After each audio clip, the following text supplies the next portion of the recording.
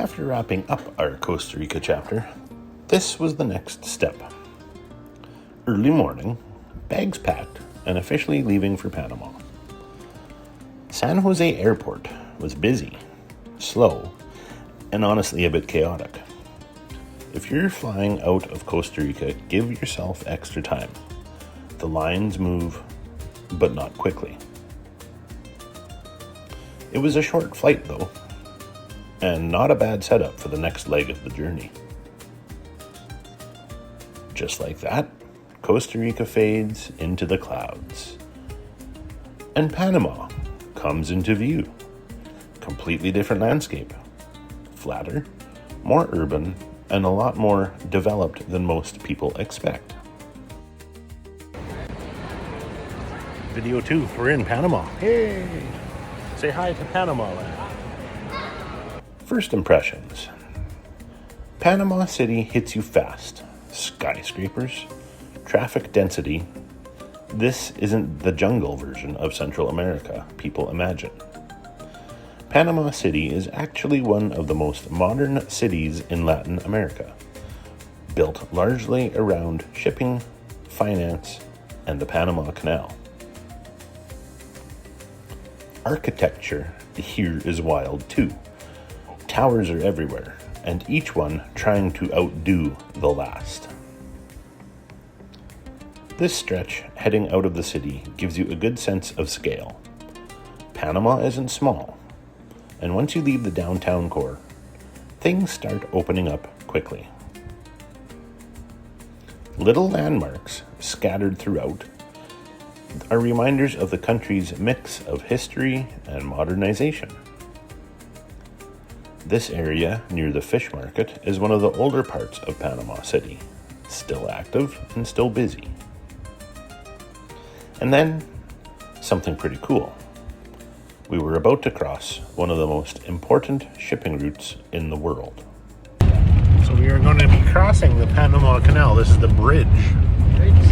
Las America. Las America. Yeah, the bridge. The bridge, okay. Wait So hang on, un momento. So here we go, we're crossing the bridge. Look at this. There we go. Look at all those ships. And then we got the cargoes. We got some plantains. This is the Bridge of the Americas, crossing the Panama Canal.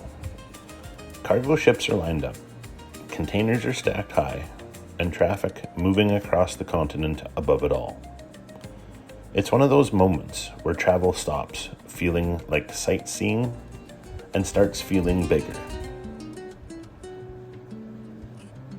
And yeah, complimentary drinks didn't hurt either. Local Panama lager is surprisingly smooth, with what I tasted, a hint of chocolate. Once you're outside Panama City, things slow down quickly. Less traffic, more open space, and a completely different feel. This is Coronado, about an hour west of Panama City, and where we'd be staying for the next stretch. Views like this, not a bad landing spot. Golf course on one side, Pacific Ocean on the other. Honestly, it reminded us a lot of Waikiki. From the rooftop, you get the full picture. Coronado is quieter than Panama City, but still developed enough for long-term stays and full of expats. Even the grocery stores had personality. Little details like this, part of settling in somewhere new. Day 2 in Panama. We're going bowling. Stay tuned. Here we go. Here we go. Entering bowling season. Now, a small bowling alley. 6 lanes, local crowd. But honestly, a fun change of pace. These are the moments travel turns into just living. Not sightseeing, Not rushing, just spending time. And yes, Kaylin took this one pretty seriously. Panama roads, well, they're interesting at times. Not everything tied down, and speed bumps everywhere. During holidays, traffic gets a little intense. Panama controls highway turnarounds called returnos, and they're police monitored. So once you're in, you're committed. After a few busy days, sometimes you just slow down. Game night, drinks, and catching our breath.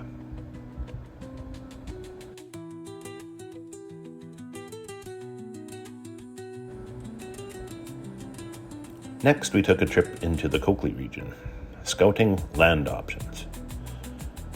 The drive was slow, but it was also scenic. We stopped along the way, checking out a few spots. Panama has a lot of hidden areas like this, not heavily touristy, just quiet. This area felt like something between a retreat and a local escape. Random landmarks, but they add character. And then we found Tommy's Bar. Roadside, simple, but incredible food. Huge burgers, fresh and honestly unexpected. Sometimes the best food is just on the side of the road. Then, of course, there's something like this that I haven't done in years. Golf. So here we are on the golf course. Round one, first time in 6 years. Fun times. This was a wide open course, warm weather, and a really relaxed pace.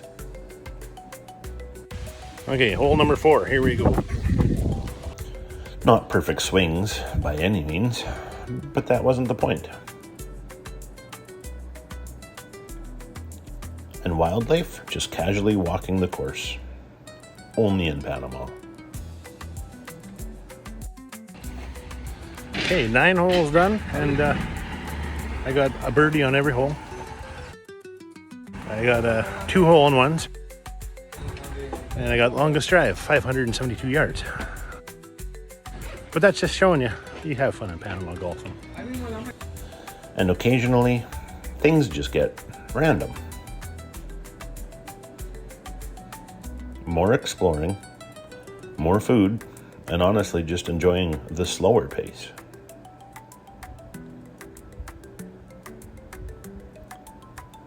We wrapped the week celebrating Auntie Marie's 81st birthday. Music, dancing, karaoke, and just good family time. These are the moments that don't always make travel highlight reels, but they're the ones that you remember. Panama, this wasn't just a stop, it was a reset. It was a slower pace, it was real life, and time to figure out what comes next. But we weren't done yet. Tomorrow, we start packing again and begin the trip back to Canada. Stay tuned for part 3, the final day in Panama and heading home.